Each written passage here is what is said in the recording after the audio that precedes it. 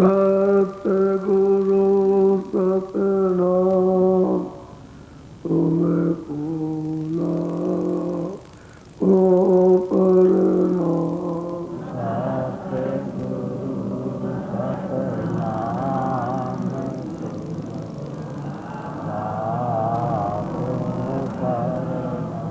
सतगुरु सतनाम तुम्हें भूला ओ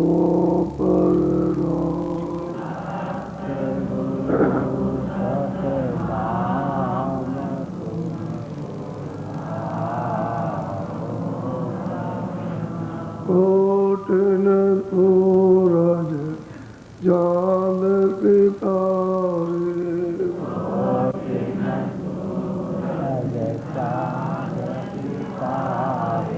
कोटिन सूरज चाँद सितारे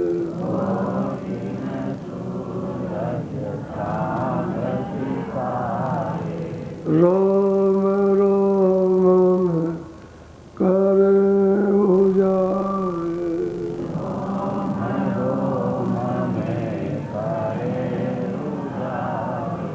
रोम रोम में करे उजारे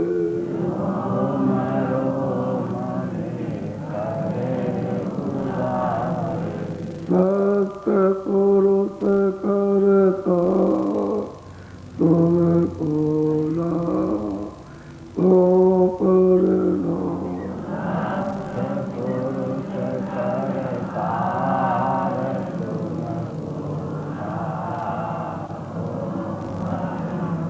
हर मोर सूरज चाँद सितारे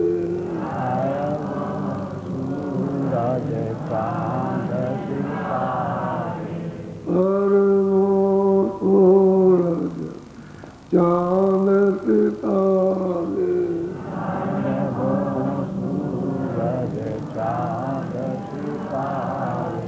रोम रोम में करे उजारे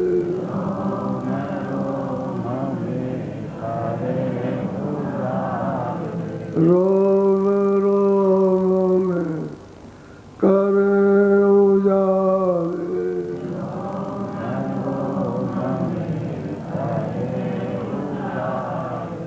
अलग पुरुष करता तुम्हें भूला ओ परनाम।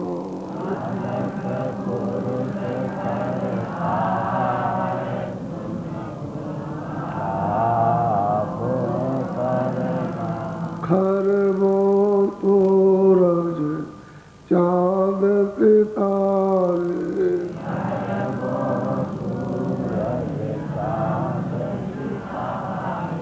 खर मोर सूरज चाँद सितारे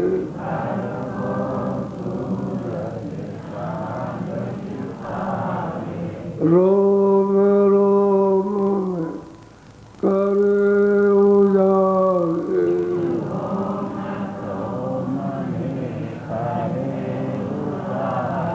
रोम रोम में करे उजारे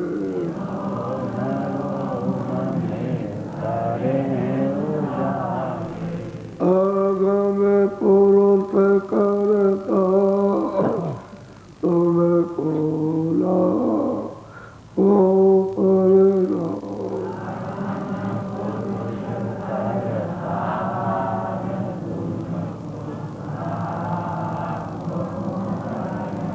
नील नील सखी मान उतारे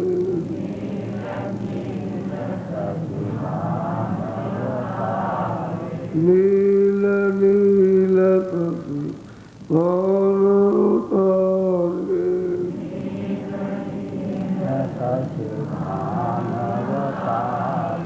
रोम रोम में करे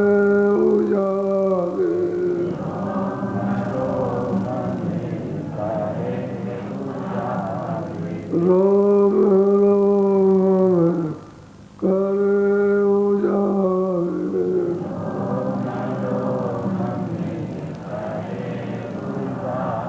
अनामी पुरुष करता तुम्हें कोला ओ करना,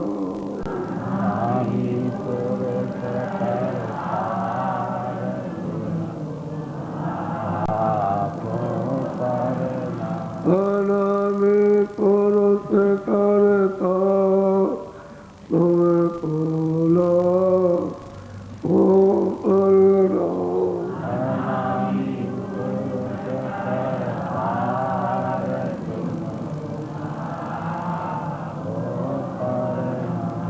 तुम्हें खोला ओ करना,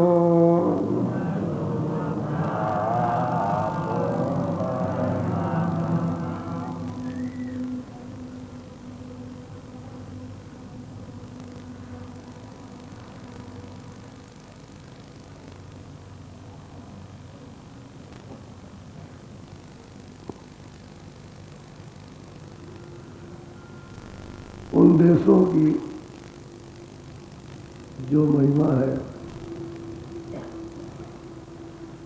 या उन देशों का कोई संकेत और इशारा जो महापुरुषों ने किया है, वो उसका यहाँ कोई चिन्ह नहीं मिलता।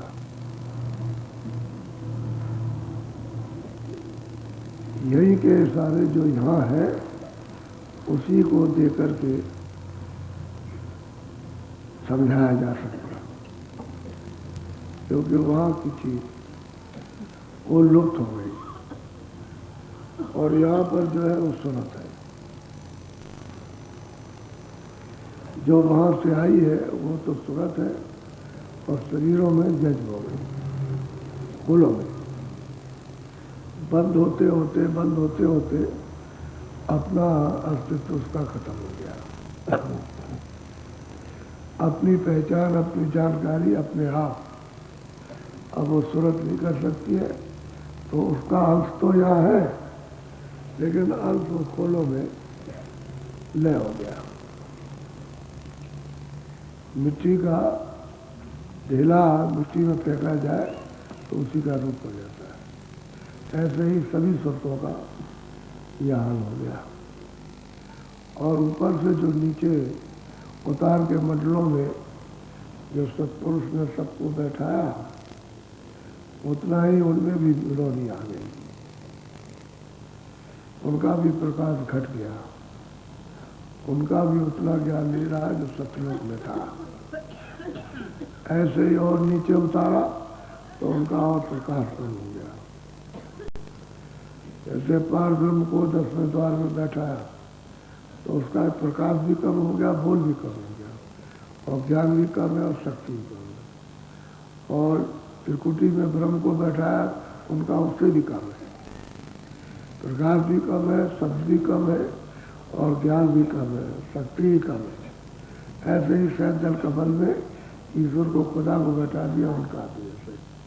तो ये सब नीचे ऊपर से, तो इसमें सब में कमी आ गई और सुरते जितने भी आई उनकी और भी कमी हो गई, तो ना के बराबर, क्योंकि नीचे उतार दी गई जड़ता में। तो इनका तो कुछ और सवाल नहीं कि मैं कौन हूँ, मैं कहाँ से आई, क्या नहीं। इनको तो अपनी पहचान कुछ है नहीं है। जब जिस समय पर इनको महापुरुष जानकार मिलते हैं और इनमें इच्छा जाग जाती है, तो इसी धार को जो नीचे है उसको उलट दिया और दरवाजे पर बैठ करके आंतरिक द्वार है, दोनों आंखों के ऊपर में दरवाजा है, उसमें ले आके बैठा देते और कहते इससे बैठो और गंदगी को साफ करो, तो जो तुम्हारी धाराएं नीचे सूरत की फैली हुई ऊपर से बैठ जाएगी। और फिर तभी तो बार बार ध्यान कराया जाता कि नीचे से उल्टा हो जाए, ऊपर देखो, सामने देखो, ऊपर देखो, एक जगह देखो और दरवाजे को देखो तो इधर से धार मुड़ेगी, जो नीचे को उसका हो गई ऊपर को होगी, तो धीरे धीरे धीरे धीरे सिमटाओ और निकास होगा। तभी दृष्टि का एकाग्र समूह बनेगा। अब इतनी दूर दराज से आए हैं तो इन सब से निकलना बड़ा उसके लिए दुर्लभ है, क्योंकि वो तो महात्मा जब मिले तब तो मतलब यह है कि ये निकले और अपने आप तो ये कुछ नहीं कर सकते। अब सूरत की ये दशा और जो बीच में बैठे उनकी हालत और जो मालिक स्वतंत्र है तो अलग है ही, उसके लिए क्या तो सब एक से। अब यही सूरत जब सत्य लोग सत्य देश में अपने देश में जहाँ से इसका निकास हुआ, यानी आध घर तो वही है, सनातन तो वही है, सत्य देश सत्य लोग उसी को सच कहते हैं, तो वही तो सनातन है अपना। तो जब ये वहाँ पहुँच जाए तो इन सब से जितने भी बैठे हुए हैं सबसे ज़्यादा उसका प्रकाश है। जितना सूरत में प्रकाश है बहुत, सूरत में बहुत प्रकाश है। जब ये वहाँ पहुँचेगी तब, जब तक नहीं पहुँचती है तभी तक ये अल्प है, अल्पक है, असमर्थ है। और पहुँच जाएगी तो इसको सब बल, सब समर्था, सब ज्ञान, सब शक्ति, सब कुछ, सब पहचान, आगे पीछे का बोध सब उसको हो जाएगा। वही इतना ही है ये। इसलिए महापुरुषों की शरण ली जाती है तो वह उनकी शरण में हो जाए, अपना पूजा टोला दे, उनके हो जाए, जो जैसा आदेश करें उसका पालन करें तो उनके हो जाए। तो सूरज जब उनकी हो जाती है तो मतलब बाहर की क्रिया छूट जाती है, गौरंग हो जाता है और गौरव करके फिर वो अंतर्घाट पर समर्पित करती रहती। अब इसीलिए दीन होते हैं लोग। दीन का मतलब है कि कुछ नहीं, दीन से ज़्यादा और छोटा कुछ नहीं हो सकता। तो दीन हो जाते और दीन हो जाते हैं तो समर्पण हो जाते हैं। जो कुछ भी क्रिया करेंगे और वो साफ होती जाएगी। तो मैल रोज का रोज धुलता जाता है और सूरत आगे बढ़ती जाती है, धुलता जाता बढ़ती जाती है। अब आप अग्नि जला दीजिए, एक मोटी चीज़ है, अग्नि जलाइए, उसमें कुछ भी फेंक दीजिए, सब जलते जाए, सब जल जाएगा। कोई चीज़ में भी आप उसमें जल जाए। जैसे मान लो लोहा डालिए तो गल जाएगा, सोना डाल दीजिए तो गल जाएगा, और तो आग का भंडार जब जल गया कुछ भी को जलता रहेगा। लकड़ी है ये वो सब जल। इसी तरह से सूरत में प्रकाश है तो उस पर कुछ भी पर डालो सब जल जाएगा। जितने भी कर्म अगर पाप होते पुण्य हो, पाप तो होते नहीं, जो पुण्य करते हैं दूसरों की सेवा सब जलते रहते, तो उनसे भी छुटकारा रहता है। पाप तो करना ही नहीं, पुण्य करना। तो पुण्य ये होता है कि दूसरे की सेवा करो, दूसरे को आराम दो, उनका दे करो, ये पुण्य तो वो रोज स्वाद होता रहता है, निर्बल होता है। ये होता है सुरत होता है। और चढ़ाई में यही होता है, तभी तो सुरतें चढ़ेगी और रोज रोज बोधा लगेगा तो जहाँ की ताने जाएगी।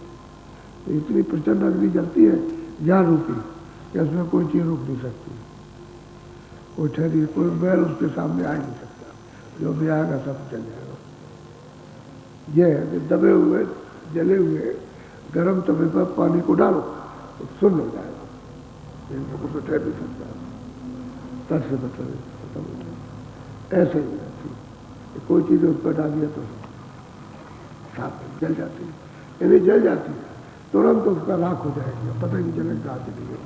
तो कल आपको बताया था ये सूरत दरवाजे पर बैठ के गुहार मार रही है, चिल्ला रही, तड़पती है, रोती है, चीखती है और फरियाद करती है कि हमारी सुन लीजिए, हम दीन है, आपके अधीन है, हम दुखी है, निर्बल है, कुछ नहीं जानते, और अदाता दयालु, आप सबको जानते हैं, सब कुछ कर सकते हैं, आपके पास सब कुछ है। तो आप जरा थोड़ा सुनिए। आप कल तो आधा हुआ था, आधा रह गया, बोलो।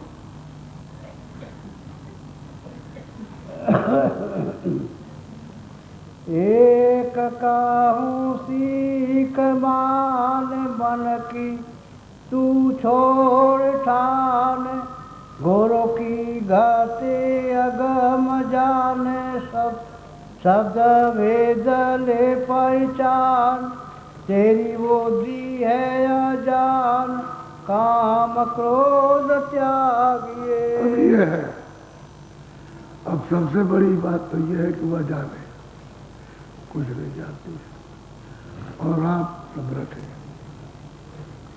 हम काम क्रोध में बहते बह रहे हैं, उसी की धार में बहते रहते हैं। और आप दया कृपा कीजिए कि हमारी सूरत को सब जोड़ के संभाल लीजिए। हम तो आजाद हैं, हमको तो सुध बुध है नहीं कि हमको कहाँ जाना, हमको कहाँ से आना था, कहाँ से आ गए, कुछ नहीं था। आप समझ तो आप जानता हो, तो हमको इन सब विकारों से हमको आप बचा लीजिए। प्रार्थना करती जब कहीं फंस न जाए, कहीं हम फंस न जाए फिर तो हमको बचाइए आप हर वक्त, 24 घंटे बचाइए, तब तो हो सकता है। जब ये फरियाद उसकी पुकार है कि हम दुर्बल हैं, कमजोर हैं, अनजान हैं, और भाव नहीं, भक्ति नहीं, सेवा नहीं, कुछ नहीं है, और काम क्रोध लोभ मोह और मन मेरा चंचल है और दरवाजे में बैठता नहीं, तो आप सबर से दया कर देगा।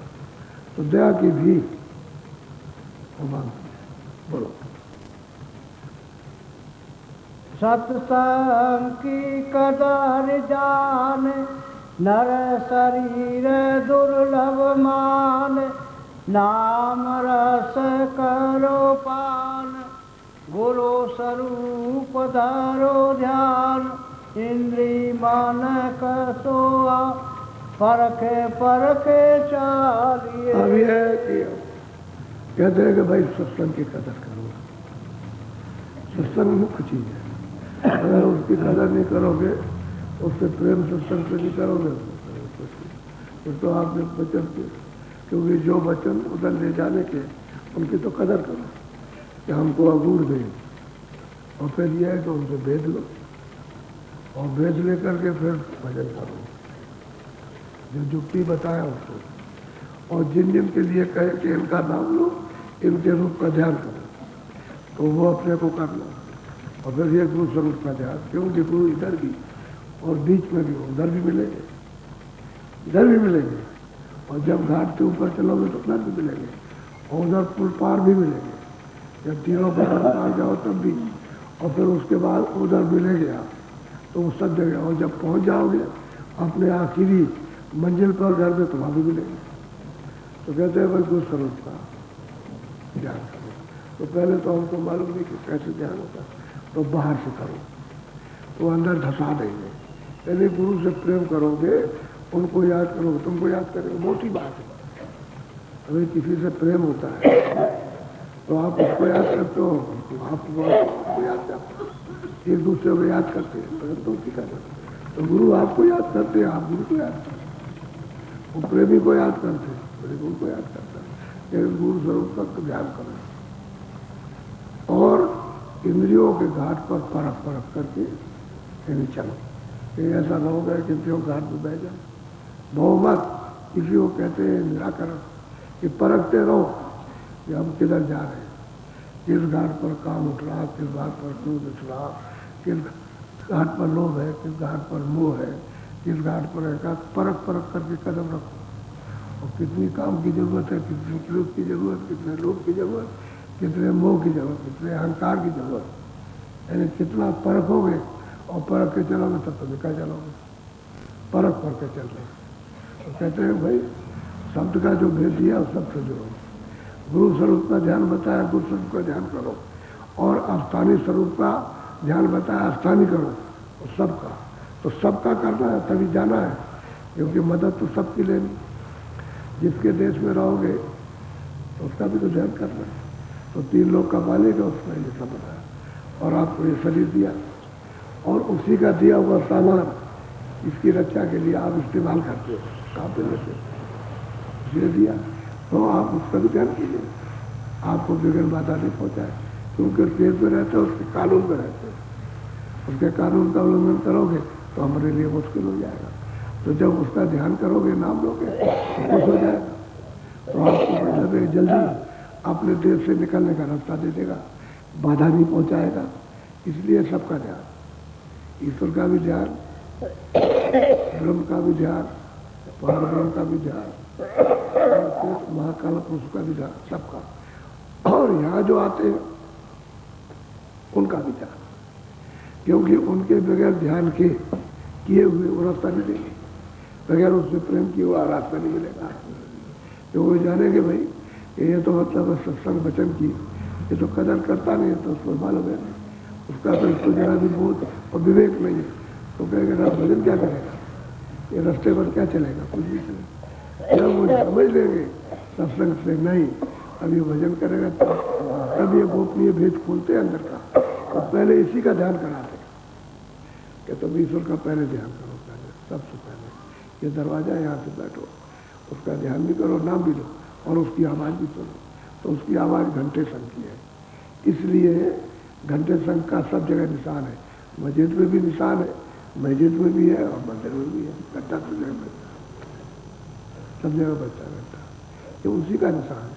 अब उसको अपने शब्दों में खुदा कह दिया तो आपने परमात्मा कह दिया, इसलिए कि जीवात्मा के परे वो बैठा हुआ और किसी ने उसको मतलब ये घाट कर दिया बस। लेकिन घंटा सब क्या बजा, उसका निशान सबने रखा। घंटा वहाँ बजाते हैं मस्जिद में, घंटा बजता है चर्च में और घंटा बजता है मंदिर में, निशान सब चले। तो पहले इसी का कि तुम घंटे की आवाज़ सुनो और इसी के देश के कर्मों को साफ करो, क्योंकि इसके देश के ये पाप पुण्य इनको इसी की आवाज़ सुन के साफ कर दो, क्योंकि इन्होंने बनाया तो अपनी आवाज़ ही से, आवाज़ ही तो दी है उनको। तो आवाज़ जब सुनाई थी कि भाई तुम ये बना दो, तुम लिख दो, तो उन्होंने वो लिख दिया, तो उसके देश के कर्म इसकी आवाज़ घंटे और शंख की आवाज़ से जुड़ रही है, घाट पर हो रही है। जब कान खुल जाता है तो साफ सुनाई देती है, और जब तक कान नहीं खुलता है तब तक स्पष्ट आवाज़ नहीं आती। ऐसा मालूम होता है कि ये है कि नहीं है, कभी मोटा कभी पतला कभी मोटा, लेकिन जब ये आवाज़ साफ हो जाएगी कान तो फिर टन टन टन टन टन, तो ये जैसे बजता है ऐसा नहीं, घना घन, वो घना घन बजता, ये आवाज़ नहीं है तो मंदिर में बजाते वो नहीं, उसकी आवाज़ तार नहीं टूटता, तार टूट जाए तो थोड़ा मुश्किल हो जाए, तार नहीं टूटेगा, इसमें तार टूट जाता, उसमें तार नहीं टूटता, तो उसी आवाज़ को सुनो, इसी की आवाज़ सुनकर के तो सफाई होती है कर्मों की, इन कर्मों की सफाई होगी इन कर्मों की, और इसी की आवाज़ से ये स्वर्ग वैकुंठ के कर्म उड़ जाते हैं, वो भी साफ आ जाते हैं। जो पुण्य अगर कुछ होगा तो वो और साफ हो जाएगा। अब जब इसके देश के कर्म साफ हो गए सूक्ष्म इसमें साफ होकर सहदर करने उसका साक्षात्कार करने की, तो जब ऊपर है तो उधर से आवाज़ आ रही है, आवाज़ तो इसी के यहाँ की है लेकिन ऊपर से आ रही आवाज़, ऐसा मालूम होगा बड़ा जोर का शंख बज रहा है, यानी आपको तो ये पता चलेगा सारी दुनिया में सबको सुनाई देगा, लेकिन अब सबको सुनाई नहीं देगा, जिसके कान खुल गए उसी को सुनाई देता है, लेकिन आपको प्रतीत होगा सब सुन रहे इसको,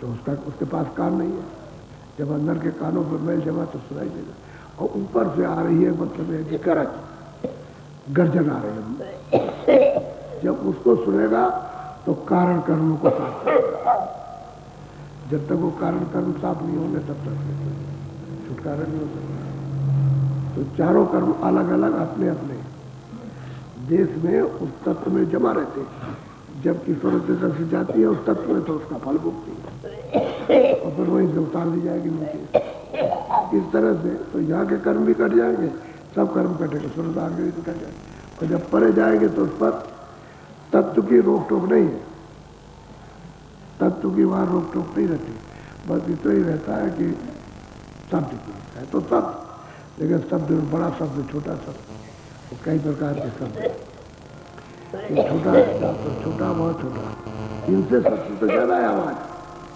यानी नीचे के इन स्थानों से आवाज़ बहुत ज़्यादा, लेकिन ये एक ऊपर से कम है, तो बोला कि ऊपर से नीचे आए तो उनकी भी कमी हो रही, तो उनकी आवाज़ में भी कमी हो जाएगी, उनके प्रकाश में भी कमी होगी, सब चीज़ में कमी हो जाती है, तो वो आवाज़ में तुरंत उस शब्द रूप में वहाँ नहीं जाती, वहाँ के शब्द रूप हो जाएंगे। यहाँ तो मतलब ये है कि खोलों में आ जाएगी, जैसे कारण खोल में आ गई, फिर सूक्ष्म खोल में आ गई, फिर लिंग में, फिर स्कूल में आ गई, अब उधर शब्द है तो शब्द में आ जाती है, शब्द रूप हो जाती है। तो असल में बात यह है कि जब तक ये न करे तब तक इसके देश के कर्म नहीं जाए। तो उपासना, इसी को ध्यान को नाम लेने को ही उपासना कहते हैं। इसी का नाम है सच्चा ध्यान और सच्ची उपासना। और बाहर से अगर कुछ करते रहो आप, या हम उसके लिए कोई आरती, ये नहीं है। अंतर घाट पर बैठ करके दृष्टि से उपासना होती है, तीसरी दृष्टि से। ये तो करो की उपासना है, ये बाहर से कर लीजिए तो करोगे जड़ उपासना, तो जड़ का कर लीजिए तो चेतन नहीं मिलेगा आपको। और वो दृष्टि से होती है उपासना, तो दृष्टि चेतन है। तो जब दृष्टि खुलेगी तो उस चेतन को देखेंगे, उसकी उपासना उससे तभी तो मिलता है। दृष्टि से देखा जाता है, अगर तीसरी आंख न हो तो देखा नहीं जाएगा। बोलो। मित्र तेरा कोई ना, कुल कुटुंब लूट खाए जो। कहते हैं कि मित्र तुम्हारा कोई नहीं, सही बात है, या कोई भी मित्र नहीं, अपना कोई साथी नहीं। तो कहते हैं हमारे बच्चे साथी, हमारी स्त्री साथी, हमारा पति साथी, हमारा पिता, हमारा भाई, कोई साथी नहीं। ये सब ऊपरी बात है अज्ञान की।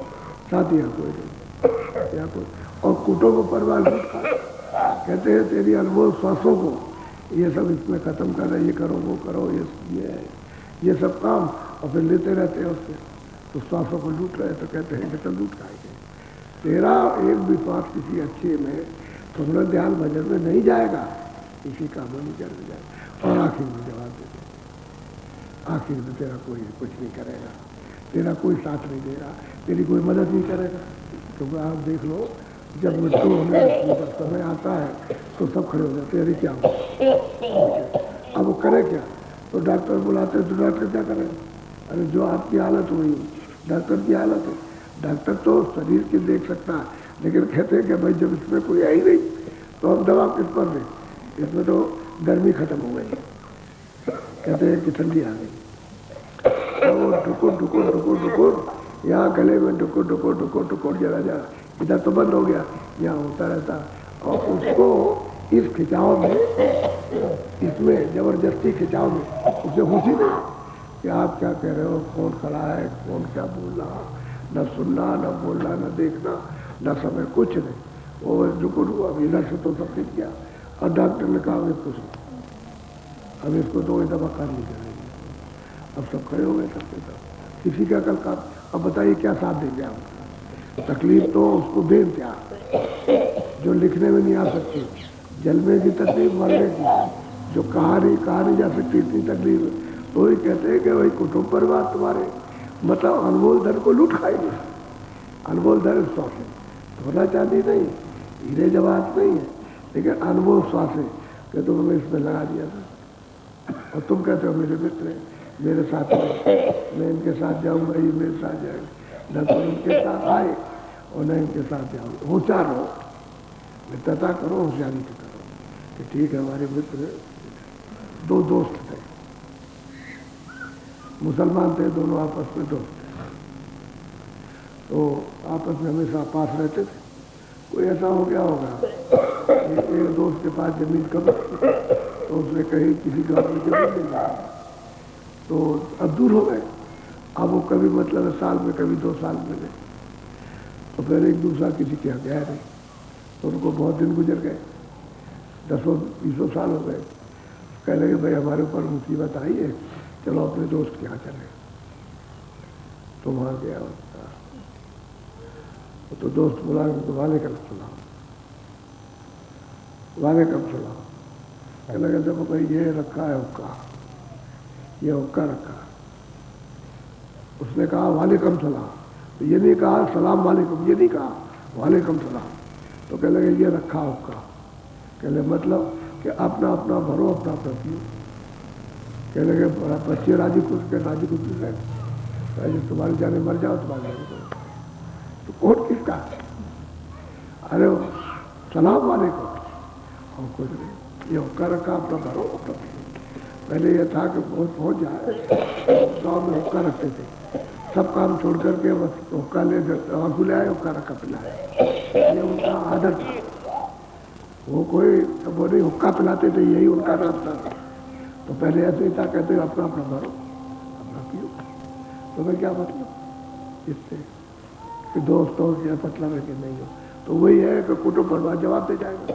तब आप पछताओगे कि अरे मैं तो सोचता था कि मेरे साथ देंगे और इस वक्त के लिए काम आएंगे, तो इस मुसीबत में कौन काम आने वाला। तो कहते हैं श्वासों की पूंजी को सही सही समझ के काम में लो, कि ये भी काम चल जाए, अपना भी चल जाए और मालिक के लिए भी श्वासों की पूंजी लग जाए। उसके बाद तो कहते हैं सब लूट खाएंगे। बोलो। जन्म जन्म नरक वास जम दिखावे अधिक। कहते हैं कि जन्म जन्मांतर, वहां जन्मते मरते जन्मते मरते। और जमराज यात्रा तरह तरह की जमपुरी में लाकर यात्रा में। अभी बताओ वहां कौन सुनेगा जाके। वहां तो उनकी आवाज लाखों कोस से आती है और यहाँ अगर किसी के कान में पड़ जाए तो तुरंत पागल हो जाए, ऐसी भयंकर आवाज उनकी होती है। तो वहाँ त्रास देते हैं तरह तरह की वहाँ जा करके। अब इनमें से कोई रिश्तेदार भाई बंधु कुटुंब या अपने अच्छे बच्चे ये पति पत्नी को जाते हैं,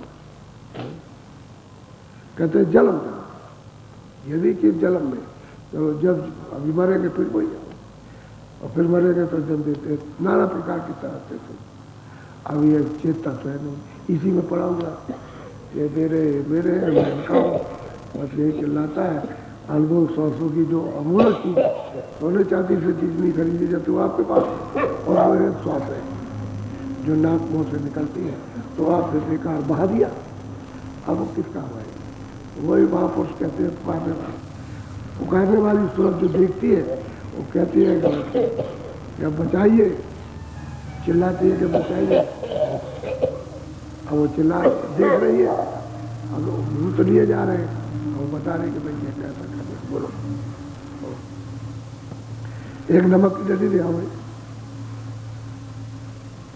जम दिखावे अधिक त्रास तड़पे तू श्वास श्वास पूजबे न कहते हैं कि श्वास श्वास पर तड़पती है, उसका मतलब ये देखो किसी को जब दमा होता है तो कितनी तकलीफ होती है।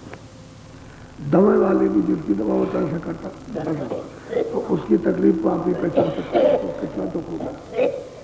इसी तरह से श्वास श्वास में यदि इतनी तकलीफ होती है जो लिखने में नहीं आ सकती,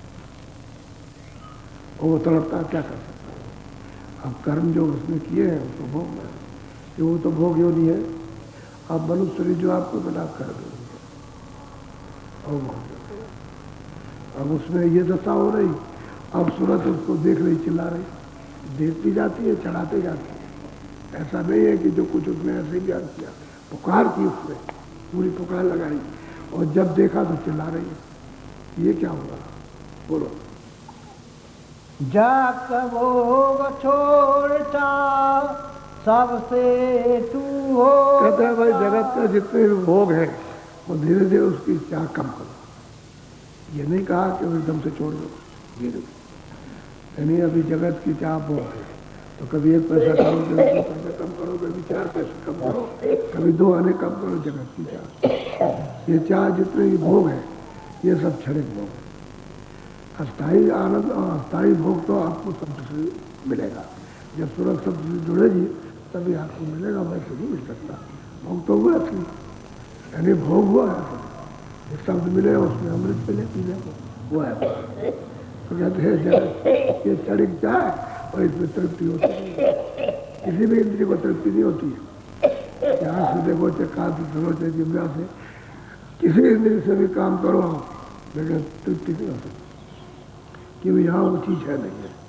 तो कहते हैं धीरे धीरे चाह करो, कि भोगों की चाह कम करो और सूरत को शब्द के साथ मिला।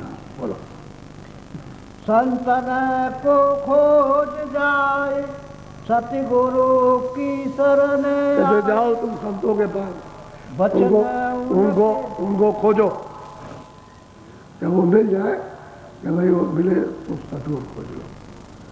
सतगुरु उसको कहते हैं जो सत्य का रास्ता होता है, उसका नाम है सत्य। जिसने सत्य पथ को प्राप्त किया वो रास्ता जानता, उसी को कहते हैं सत्य। सतगुरु कोई आंख बंद हो गई उसको नहीं कहते कि अंधेरा अंधकार है, उसका नाम नहीं, जिसकी आंख खुली और जिसने सत्य को पा लिया, जो सत्य देश में पहुंच गया, वो है सत्य। तो तो कहते हैं संतों की खोज करो, संतों के नाम की खोज करो। फिर कहीं ना कहीं वो जानकार मिल जाए, वो सतगुरु है जो सत्य का रास्ता बताते हैं, वो है। वो जो भेद देते हैं उसी को कहते हैं गुरुमत। और क्या रहता है? अगर स्कूल में बच्चों को पढ़ाते हैं तो उनको अध्यापक गुरु कहते हैं। पहले तो लोग गुरु कहा करते थे। हम लोग के समय में सब बच्चे जो है गुरु जी कहते हैं, जो विद्या पढ़ाते थे। अभी तो विद्या पढ़ाने वाले बाहर की बुद्धि विद्या, लेकिन आध्यात्मिक विद्या को बात पर कहते हैं संतन में जाओ और वहाँ जाके सदगुरु को खोजो जो सत्य का रास्ता बता दे। बोलो। गुरु का तू वचन पाले, मन की बाती तुरंत। कहते हैं मन का जो मन का रास्ता मनमुख, उसकी मति को तो तुरंत छोड़ दे। और जो गुरुमुखता है, गुरु के वचन, जिस रास्ते पर आपको ले जाना उसका पालन कर। तो वो क्या कहते हैं, वही दरवाजे पर बैठो, ये वचन है। और इस तरह से तुम ध्यान करो, ऐसे तुम भजन करो, ऐसे तुम करो। और ऊपर की आवाज़ को सुनो। मन की दुर्मत और कुमत को इसको त्याग दो। मन तो बार बार जाता है, इंद्रियों के बैठ के भागता है और तरह तरह की मन तो कहता है हमको राजा बना। फिर मन कहेगा कुछ नहीं मिला तो सब हमको लेके चला रहा है। फिर पर कहेगा नहीं हमारे पास सोना चांदी हो जाए। मन तो ये खुराफात करता है तो हमको ये मिल जाए। ये कहते हैं दुर्मत है, ये कुमत है, ये कोई सुमत नहीं है, ये रास्ता नहीं। कहते हैं पालो वचन, और वो कहें कि वो ये रास्ता है, उस पर बैठ करके भजन करो, ये काम करो और मन के विकारों को छोड़ो। तो धीरे धीरे छूट जाते हैं। ऐसा नहीं होता कि कोशिश करने वाला कोशिश कराने वाला न छूटे, छूट जाता है। बोलो।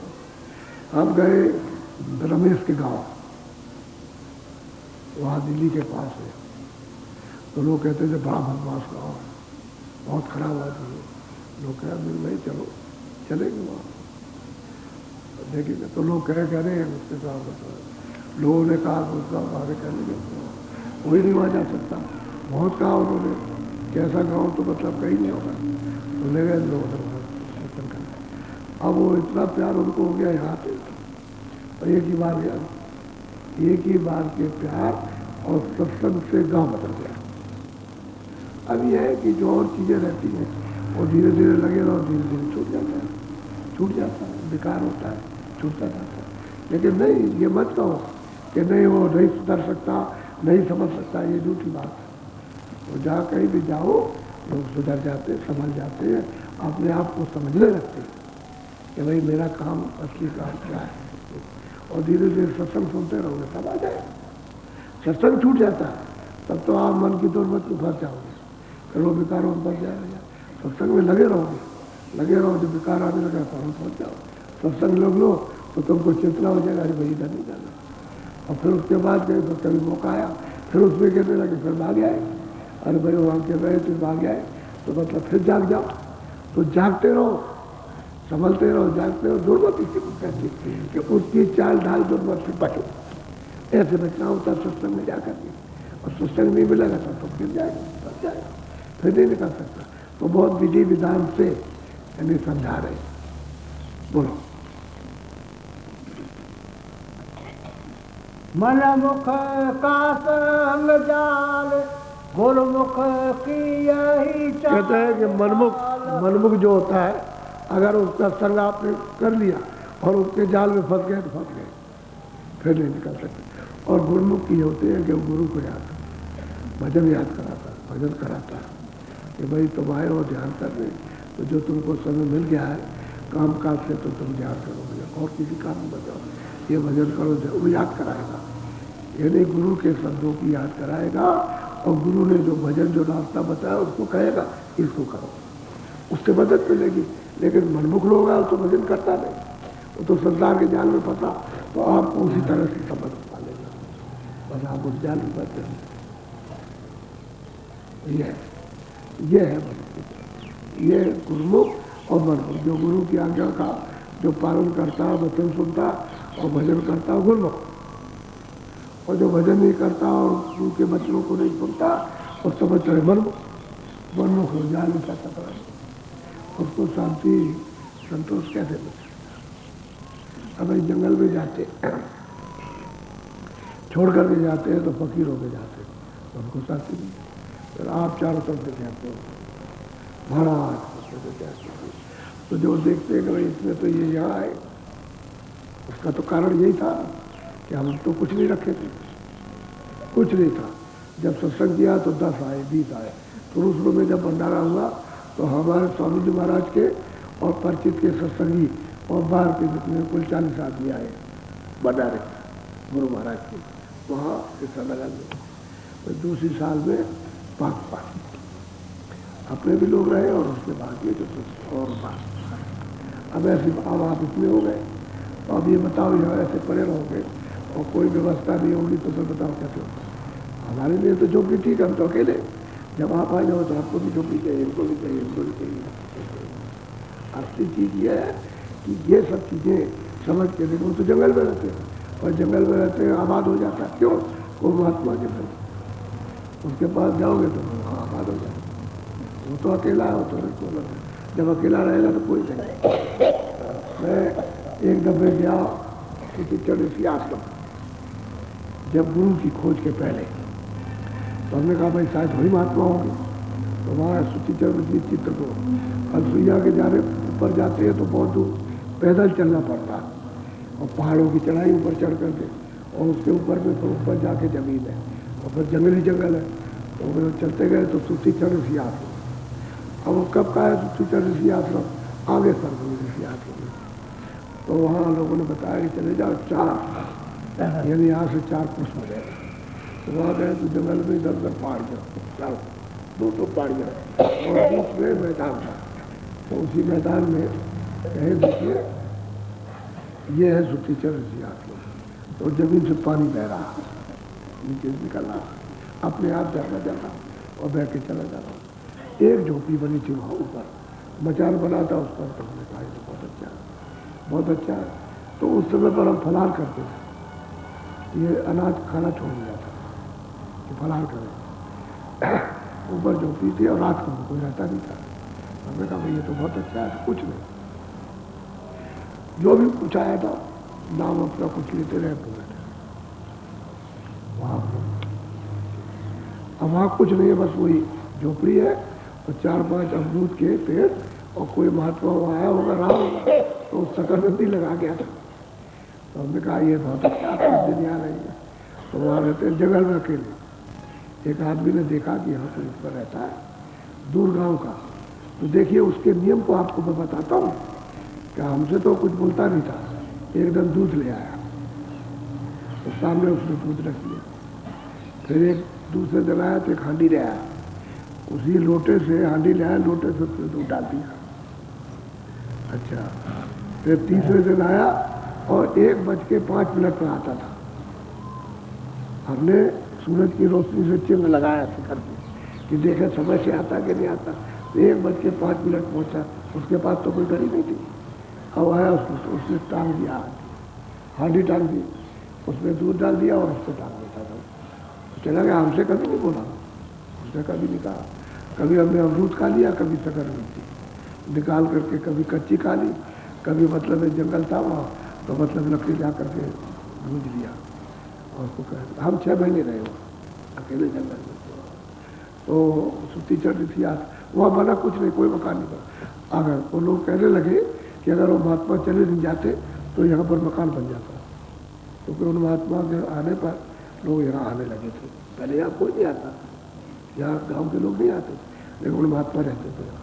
तो फिर वो जब देखा कि लोग आने लगे तो छोड़ के चले गए, पता नहीं जाने। तब तक उन्होंने हमको देखा, तो हमने कहा भाई वही मेरे साथ हालत होगी, मैं तो निकला हूँ कुछ खोजने के लिए और ये मुझे फंसा लेंगे यहाँ पर। बस वहाँ से चल दिया। तो गुरु की खोज में यानी तरह तरह के दृश्य देखने को मिले और सब भोगने को मिला। कई महात्माओं का कई बड़े बड़े महात्मा जब वहाँ चलेंगे तो वहाँ भंडारे हो रहे। तो ये खोजना पड़ेगा। कहते हैं संतों की शरण जाओ और वहाँ फिर गुरु को खोजो, उनकी तलाश करो तो मिल जाएगा। खोजना तो पड़ेगा, बगैर खोजे नहीं होगा। चाहे वो खोजो तो आपको मिल जाए, रास्ते में मिल जाए, और अगर आप खोजो तो आपको बुला लें। खोजोगे तो उनको मालूम है कि कौन मेरी खोज कर रहा है, उनको पता है, कहीं भी रहेंगे, किसी जगह भी रहेंगे, उनको पता है कि मेरी खोज में कौन है। वो कोई ना कोई रास्ता बना देगा और आपको वहीं पहुंचा देगा और वहीं से फिर मिला देगा। ये मुझे अपना अनुभव पूरा विश्वास है मुझको कि अगर खोजोगे तो मिल जाएगा, जैसे मुझको मिला वैसे औरों को मिल जाएगा। बोलो। सूरत नैना समार तिलय आकाश फार। अब ये कहते हैं कि भाई दरवाजे पर बैठो, तो कहते हैं कि अपनी दृष्टि को यदि संभाल करके एकाग्र करो। दृष्टि नहीं तो कहते हैं वो क्या मिलेगा, तिल मिलेगा,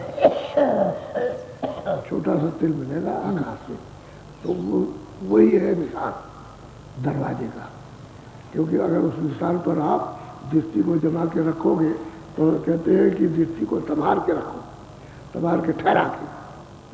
अब उस समय की भाषा है कि संभाल के रखो, ठहरा के रखो, दृष्टि हिलो ढीले नहीं तो तिल खुल जाएगा, वो तिल फट जाएगा, ऐसा हो जाएगा, इस तरह से खुल जाएगा। जब दरवाजा खुलेगा तभी तो आपको कुछ दिखाई देगा, तभी तो मिलेगा।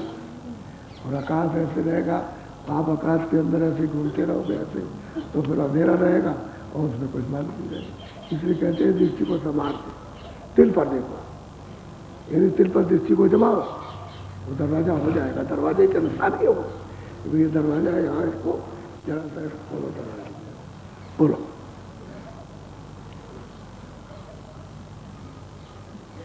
निरखो ज्योति जमाल द्वारे धासे बंकना। कहते फिर क्या देखो, कहते ज्योत जल रही है, 3 लोक की ज्योत है, उसी को कहते हैं 3 लोक का नाथ। नहीं इसी को परमात्मा कहो, खुदा कहो, ईश्वर कहो। संतों के यहाँ कहते हैं कि भाई ये निरंजन है, नाम उनका ये है, और ये ज्योति स्वरूप में बैठे हुए, इसलिए तो ज्योति स्वरूप का ही उनका आकार है, दूसरा आकार नहीं हो सकता।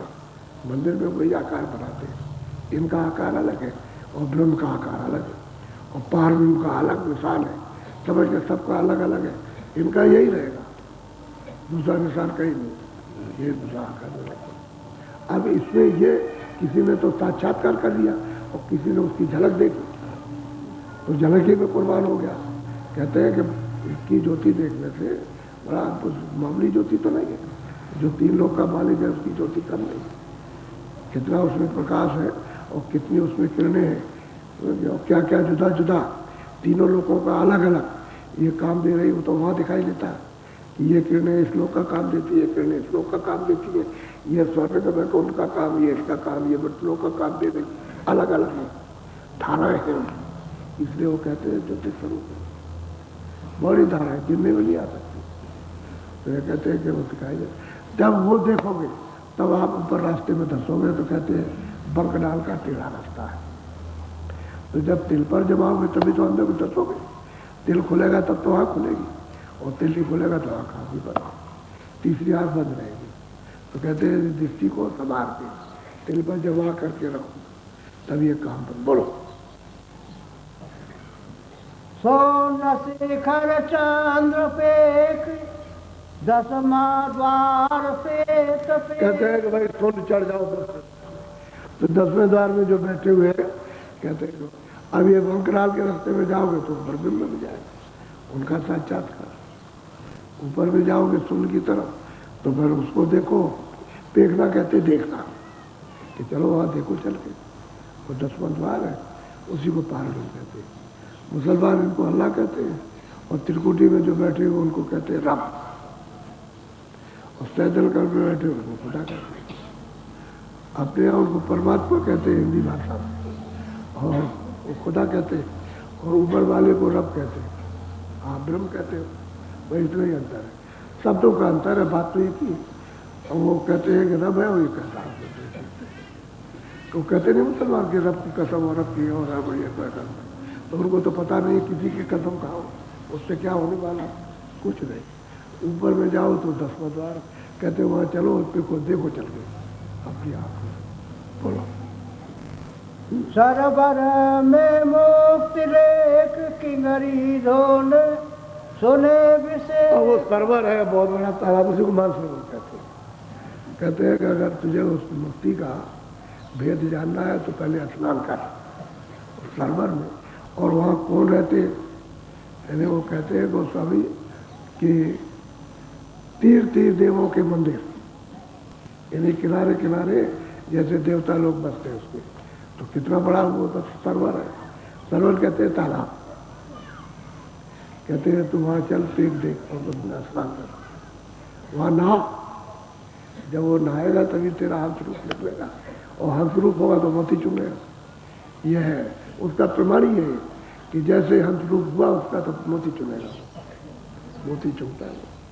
तो चलो वहाँ सरोवर को, वहाँ उसमें स्नान करो, देख लो कौन कौन रहता है वहाँ सरोवर के किनारे किनारे। वो तो सरोवर कितना बड़ा, वो तो ये आपके ईश्वर का 3 लोक नहीं है इतना बड़ा, और ना ऊपर ब्रह्म का इतना लोक बड़ा, वो तो इतना बड़ा तालाब है, उसको मानसरोवर कहते हैं। लेकिन प्रमाण संतों ने इतना दिया है कि जो अमृतसर में जो तालाब है उसका एक उन्होंने कहीं कहीं किसी किसी महात्मा ने उनका बताया ऐसा। लेकिन ये तो बाहर का है, वो तो बहुत बड़ा। उसके सामने 3 लोग क्या चीज़ है उस सरोवर के सामने। कहते वहाँ चल और वहाँ स्नान करो, फिर देख तो क्या तेरा हंस रूप निकलेगा, मोती चुनना। बोलो मासो नयंद घोर घाटया गम सुगम। अब वो कहते हैं कि भाई माँ तुम ऊपर में, जैसे ही 10वें द्वार में उसका पार्वती का दर्शन हुआ उसका, तो आगे जाए वो तो मतलब ये है कि उसका उसके बाद में नका उसका, तब जाके कहते हैं महासम का, कहते हैं अंधघोर है वो मैदान ही इतना खरबों योजन लंबा इतना मैदान है उसमें कि कहते कुछ नहीं दिखाई देता। कुछ का मतलब इतना प्रकाश है कि सूरज की आग बिल्कुल एकदम से उसको बर्दाश्त नहीं कर सकती। तभी तो उसको प्रयाग में स्नान करना। ये ऐसा अंधघोर इतना प्रकाश है कि वहाँ यहाँ की सूरतें जाके सब अंधी हो जाती, कुछ नहीं होता, आँख एकदम तिलमिला गई, कुछ नहीं, इतना प्रकाश उसका। तो कहते हैं वहाँ पर कितना अड़ंगा है प्रकाश का, यानी सुंदरता का, उसकी खूबसूरती का, उसकी रचना का कितना अड़ंगा कि कोई भी अगर साधक जाएगा तो उधर नहीं जा सकता। उधर जाए तो रोकने का, उसको देखते रुके, और कुछ नहीं हुआ, रचना ही रचना है, आनंद ही आनंद है। लेकिन इतनी रचना अद्भुत है उस मैदान में कि वो आगे उसको देख करके आनंद लेकर के, खुश होकर, प्रसन्न होकर के, बाग होकर के, धन होकर के आनंद नहीं जाता उस रचना से और प्रकाश हुआ। तो फिर आगे मतलब ये है कि प्रयाग है, तब उसको प्रयाग में स्नान करेगा। धारा आ रही है ऊपर, धारा आ रही है, अखंड धारा, तो उसमें स्नान, तब प्रकाश बर्दाश्त करता, तब उस मैदान को पार कर सकेगा। नहीं तो उस मैदान को कोई भी नहीं जा सकता। इसलिए संतों ने कहा भाई समझ बूझ करके चलो, गुरु की तरह पकड़े रहो, छोड़ो मत, क्योंकि वो उधर मिलेगा, उधर में तभी आपको ले जाएगा। और तुमने अगर कुछ जोर किया कि हम कुछ समझ गए तो बस चले जाओगे भाई। इसलिए अंतिम जगह तक, अंतिम धाम तक, तब तक बराबर शरणागति है। और जब वहाँ पहुँचाओ तो सब लोग आ जाते, फिर क्या बोलो। सूरते जाकी न पोड़ सतगुरु संग चली दो। वो कहते हैं इस मैदान में, यानी इस रचना में कहते हैं कि सूरत को खूब पौड़ मजबूत कर लिया कि उसको देख सके, उसको सहन सके। शब्द भी बहुत है, शब्द भी नीचे से बहुत ज़्यादा, तो वो भी बर्दाश्त होगा, सब्जी बर्दाश्त नहीं, प्रकाश भी बर्दाश्त नहीं। तो बैठ कर सतगुरु को संग लिया। पहले तो स्नान करके पौड़ हो गई, मजबूत हो गई, स्नान प्रयाग में किया, कर लिया। वो तो धारा है, बह रही, उसमें स्नान किया। उसमें इतना प्रकाश है कि इतना प्रकाश उस धारा में आ रहा कि जितना प्रकाश महासुन के मैदान में नहीं है। तो सीधा यहाँ उसे बर्दाश्त कर ले, फिर बस खोल करके फिर देखे करके। तो कहते हैं सतगुरु इसमें साथ चलेंगे, नहीं खरब जोजन नीचे और खरब जोजन दाएं और खरब जोजन इधर और खड़क जो लोग ऊपर चले जाओ उसका कोई पता नहीं चलेगा, कुछ नहीं चलेगा। ये ऐसा मैदान है इस तरह का। अब ये भेद अंदर का है, चढ़ाई में तो दिखाई देता है, सुनाई देता है और सुना सब देखती है, लेकिन अब ये यहाँ से वहाँ का वर्णन नहीं हो सकता, क्या बताया जाए। अब यहाँ कोई चिन्ह मिलेगा, उसी की एक नमूना कोई मिसाल दी जाए तो भाई ऐसा है, ये नहीं है, लेकिन मिलता जुलता वो बहुत बड़ा, ये छोटा। इसलिए सूरज का प्रकाश या स्थानीय ईश्वर का प्रकाश हुआ तो बहुत प्रकाश।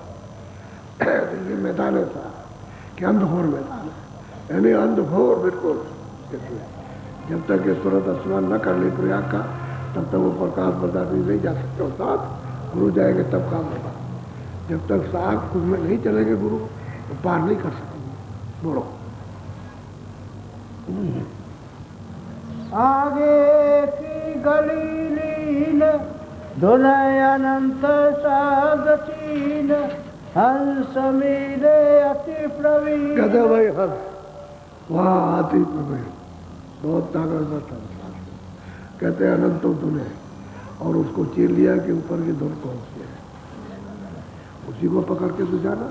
तभी तो कहते हैं कि ये धुने पकड़ो, और मंडलों पर बहुत धुने आ रही हैं, तो अगर सबको सुनेंगे आप तो आप नहीं ऊपर चढ़े होंगे। तो जो नामदान के वक्त में जो महात्मा देते उस धुन को याद रखो, और जब वो सुन लो तो उसी धुन को खोजो, उसी में, तो उसी में वो मिल जाएगी, उसी में हो रही है। लेकिन वो और धुने इतनी हो रही है कि आपकी क्यों नहीं समझ में आता है कि सूरज गंदी है। सूरज साफ हो जाए तब तो पहचान ले, तो सूरज के कानों पर मैल है, आँख पर भी मैल है, इसलिए वो पहचानने मिल जाती है। तो धीरे धीरे उनको सुन करके जब साफ हो जाएगी तो धुन को जब पकड़ेगी तो वो धुन आने लगेगी, तो और धुने सब बंद हो जाएंगे। वही धुन उसको पकड़ के फिर चढ़ना, उसको ऐसे ही सब स्थानों पर है, ऐसे ही सैदल कमल के ऊपर, और फिर ऐसे ही मतलब त्रिकुटी के ऊपर, सब जगह पर ऐसा ही है। तो कहते हैं अनंतो धुने, फिर जो बताया उस धुन को पकड़ लिया उसने, सुन लीजिए आप ऊपर से जो आ रहे, क्योंकि मंडल में जो सुरतें रहती है उनमें सब में धुन है, और वो तो अपार तो निकलती है उनकी भी, उसको सुनती है। लेकिन स्थानीय जो वहाँ पर मंडलावर्ती वो जो बैठे उनकी एक धुन है, क्योंकि वो तो उसी शब्द में उतर करके आए थे बैठे, तो उनकी एक ही धुन है। उसको जब पकड़ के तो स्थान पर पहुँच जाएंगे। कहते हैं कि रास्ते में हंस मिले, झूठ के झूठ, झुंड के झुंड, बेशुमार, इतने जो गिरने में नहीं आ सकते, इतने झुंड। यहाँ तो इतने जीव जंतु भी नहीं है, इतने रास्ते में हंस मिलते हैं, और वो भी बड़े प्रवीण ताकतवर बलवान। लेकिन ये है कि मालिक के दर्शन से वो भी वंचित है, वो भी वंचित है। जो सूरत इधर से जाएगी उस सब टूट पड़ेंगे दर्शन के लिए, और वो चाहते हैं कि मेरे ऊपर भी कृपा हो जाए। हालांकि उनको कोई तकलीफ नहीं हुआ, किसी प्रकार की कोई तकलीफ नहीं है। उनमें इतनी रोशनी है एक एक मतलब हंसों में कि जो कहा नहीं जा सकता। तकलीफ उनको कोई, बस इतना है कि मालिक का दीदार नहीं है, सतपुरुष का दर्शन नहीं है। अब जो यहाँ शब्द जाएंगे इनको उससे मिले, अब जिस पर खुश हो जाने जाते वहीं से बात, वहीं से लेके चले जाते हैं, वो तो मतलब उनकी खुशी की बात है। तो कहते हैं सब रास्ते में मिलते हैं। बोलो सात लोक द्वार लीन बीन धुन बजाइए। कहते भाई वो सतलोक का दरवाजा, और वहाँ से बीन धुन बज गई सतपुरुष की।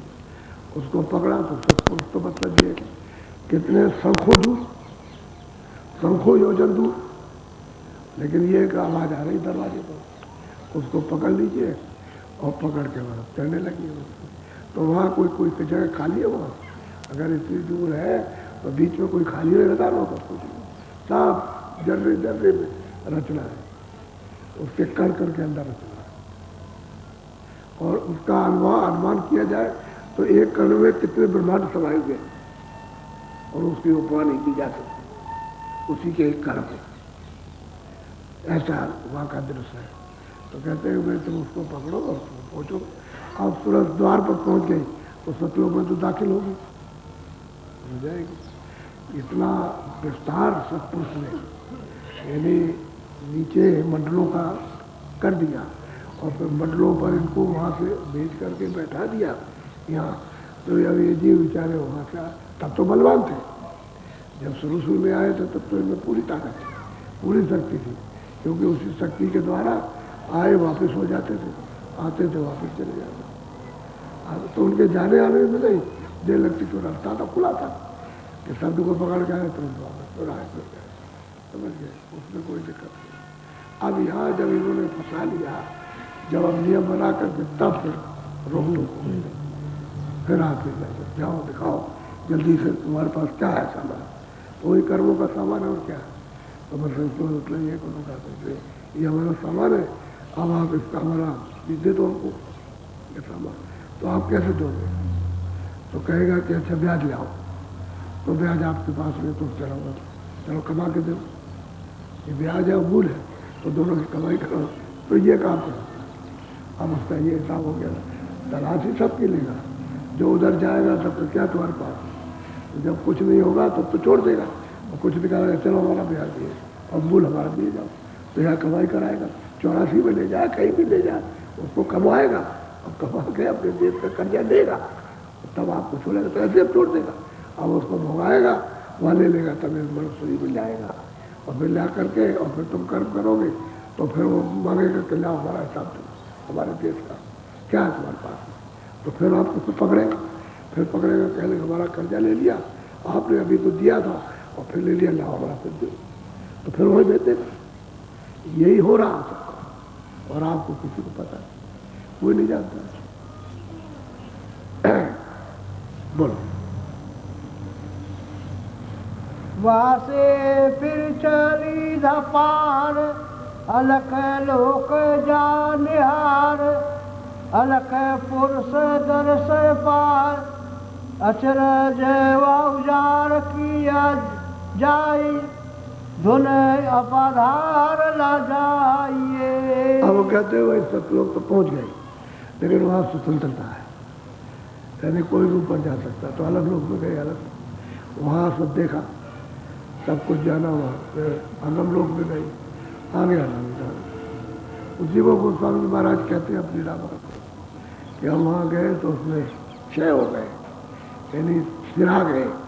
सिराना कहते हैं कि भाई कोई मूर्ति हो गणेश जी की, तो आपने कुछ पूजा की उनकी, और फिर नदी में ले जाते हैं उसको सिरा देते हैं, तो कहते हैं उसी में जाकर उसी समुद्र में वहाँ पहुँच गए। तो एक अनिया अनामा आगे सच्चिदानंद प्रभु धामा एक ही था। तो स्वामी जी महाराज रामायण में कहते हैं वो एक ही था, पहले कोई नहीं था, पहले वही था, यहाँ कुछ भी नहीं था, न सतलोक था, न ये सब कुछ था, न अलग लोग था, न अगम लोग था, बस वही एक था, एक अनिया अनामा, और कुछ भी नहीं था।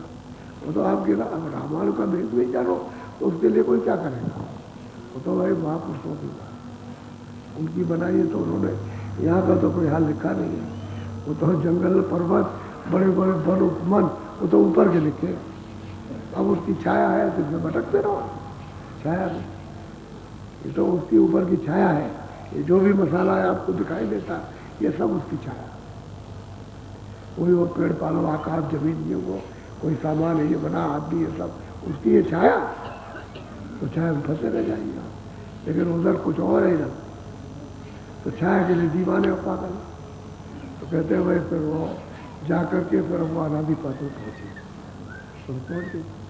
अब वो प्रेमी गुरु महाराज लिए जा रहे हैं और ले जाकर उन्होंने पहुँचाया, तो यहाँ से उठा करके ले गए।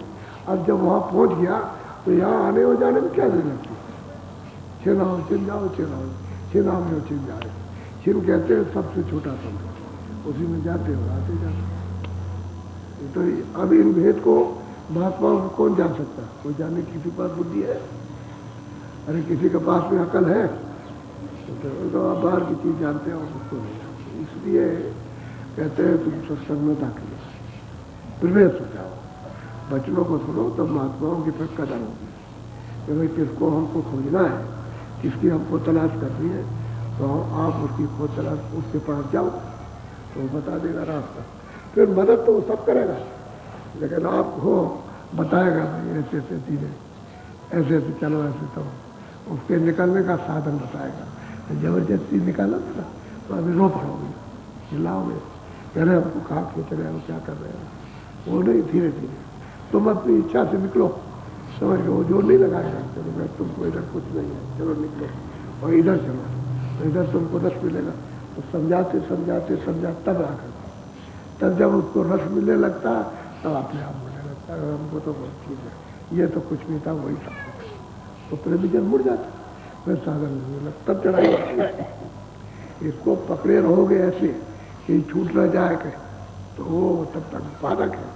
और जब इसको खोल दोगे तो बंदर क्यों फंस जाता है। हांडी का मुंह छोटा करो, छोटा, और उसको जमीन में गाड़ दो, उसके सामने चने डाल दो उसी में, और हांडी को बांध दो, तो आएगा तो अपना हाथ तो ऐसे डाल देगा, और फिर ऐसे पकड़ेगा तो ऐसे मुट्ठी करेगा, ये मुट्ठी फैल गई। अब वो आ रहा पकड़ने वाला मदारी, तो चिल्ला रहा चे चे चे चे, और मुट्ठी खींचता है तो मुट्ठी तो फैली हुई है। अगर चना छोड़ दे, वो ऐसे हाथ उठा हो जाए तो निकाल के चला जाए, तो लोग बस चला निकल छोड़ता है, बस यही पकड़ है। तो लोग के बाद इनको पकड़े हुए हो, इसलिए इसको नहीं छोड़ते हो। तो महात्मा धीरे धीरे धीरे धीरे बता बता के सुना सुना के छुड़ा दे। तो एक बार भी एकाएक किसी के समझ में आ ही नहीं सकता, कुछ समय कुछ काल के लिए सत्संगा, तो वो ब्रह्म होगा, तब ये वो ब्रह्म होगा, नहीं तो ये तो भ्रम है, और भ्रम में तो फंसे ही एक दो भ्रम है। अच्छा बोलो जय गुरुदेव, जय गुरुदेव। अच्छा थोड़ा सा भजन बैठ जाओ, ऊंचा सुना करो, ऊंचा कान लगा के मन को और चित्त को साथ लेकर के ऊपर को सुनो, तो अंदर के कान से ठीक सुनाई देता है। जितना ऊंचा सुनोगे उतना ही साफ सुनाई देगा, और जितना ही तुम नीचे गुम होके बैठे रहोगे, बैठ जाओ भजन को। गुरुदेव